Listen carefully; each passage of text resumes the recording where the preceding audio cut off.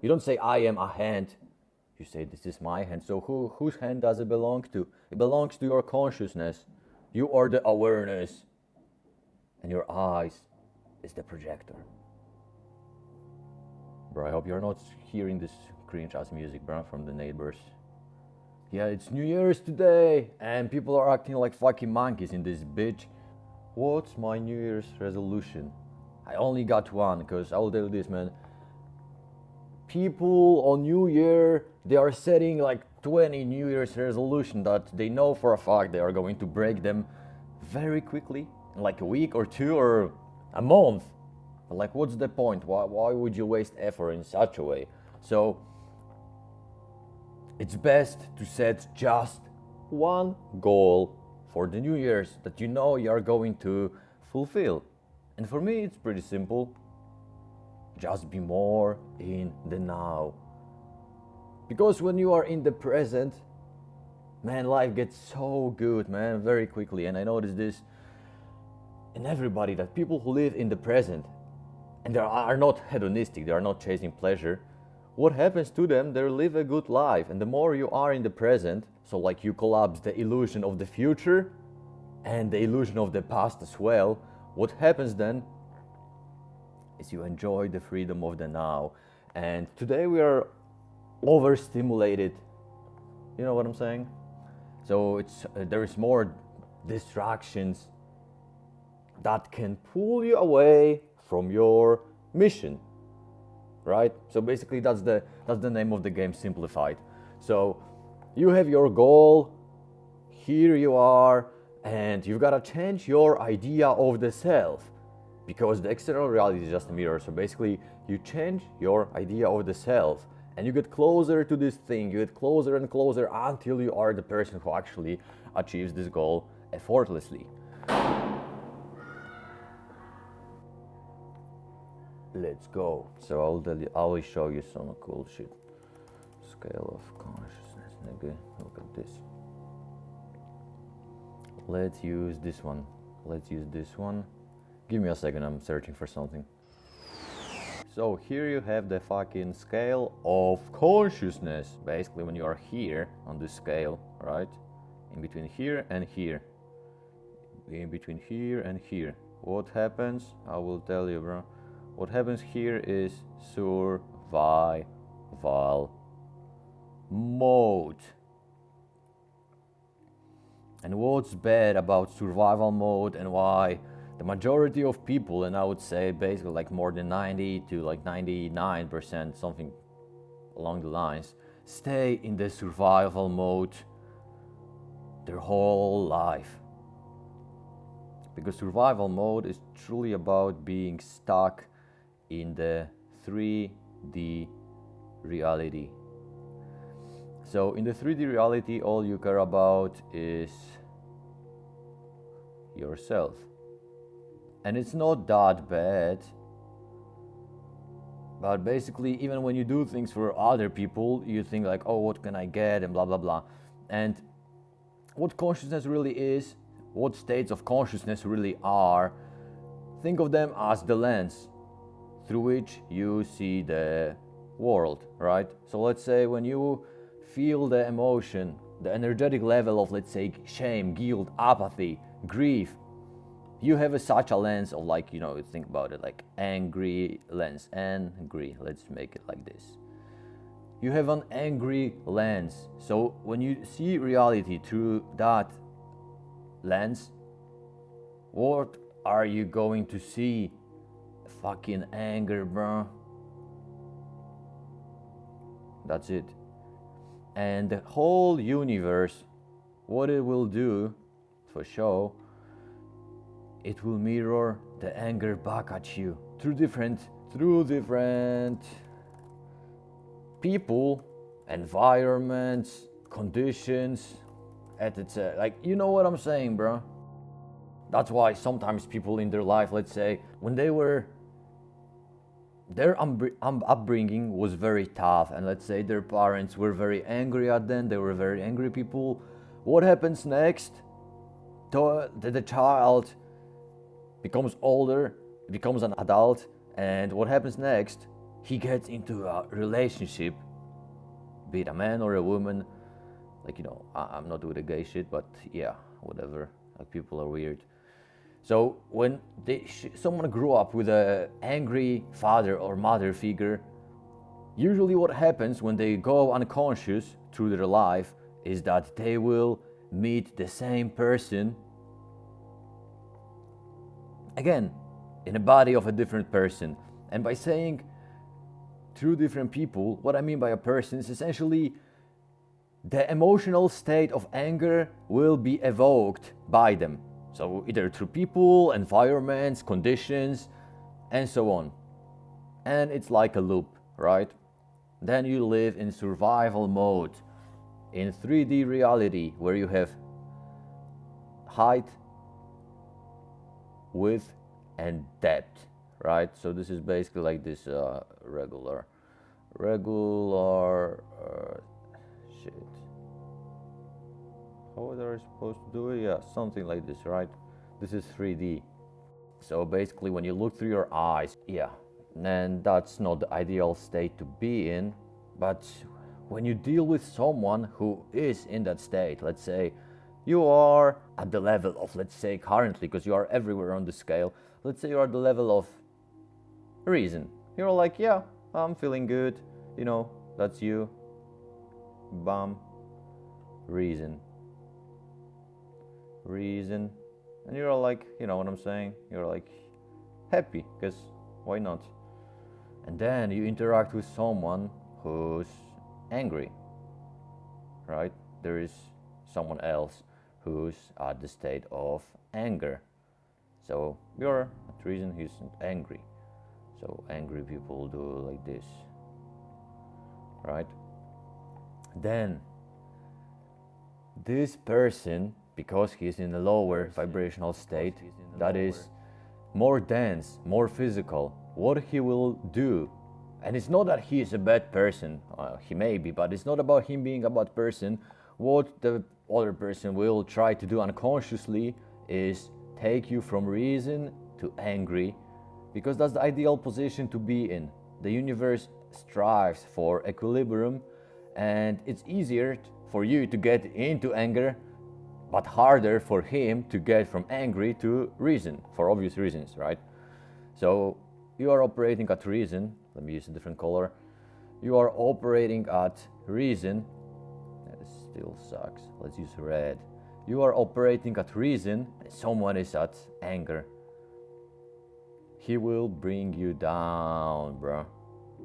And it's not about treating angry people as if they had some disease. It's just your job when dealing with people who are of lower states of consciousness is to not let them evoke an emotional response in you.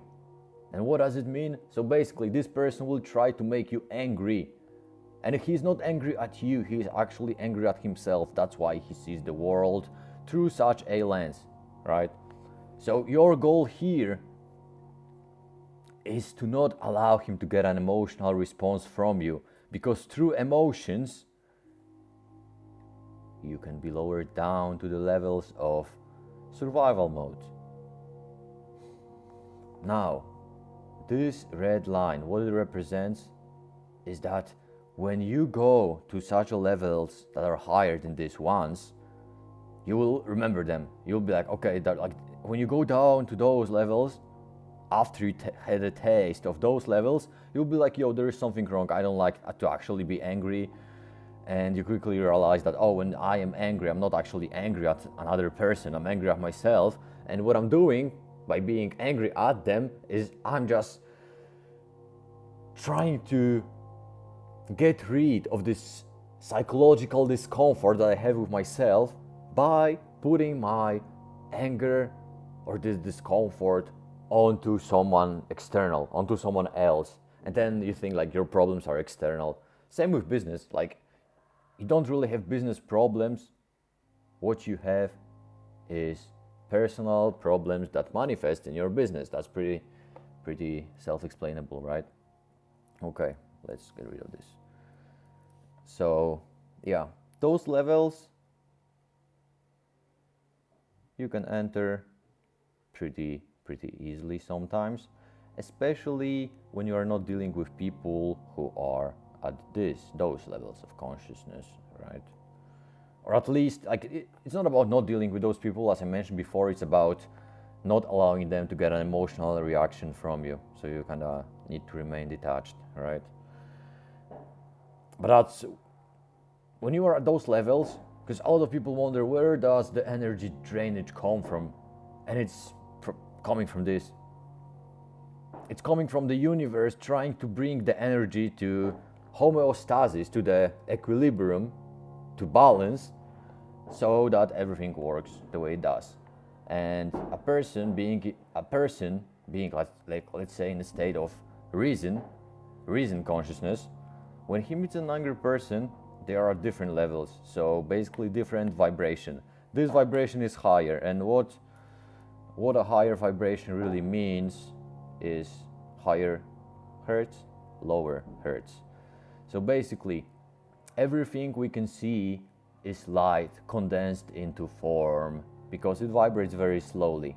Those levels, they are very spiritual, so at those levels you don't really want food. It's like you just choose to eat food. It's like this type of thing where you're very detached. So at those levels, the main challenge is to stay functional, to still operate in the physical reality, where the majority of people are on those levels. Sometimes those are actually good. There is like no energy drainage usually happens between those two. Like at those levels you find this interesting, and at this level you find those higher levels interesting as well, and actually very helpful. You can learn from those people because they kind of crack the code to life.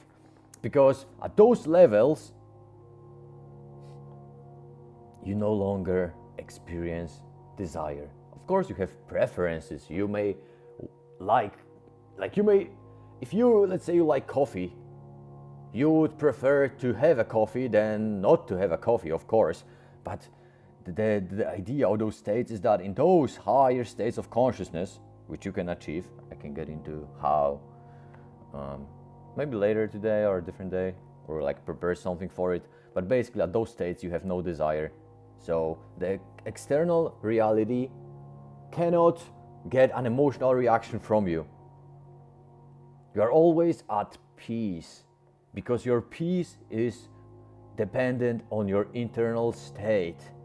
And in that levels, you can manifest essentially anything, but you stop wanting to, because why would you go if you have everything that you want?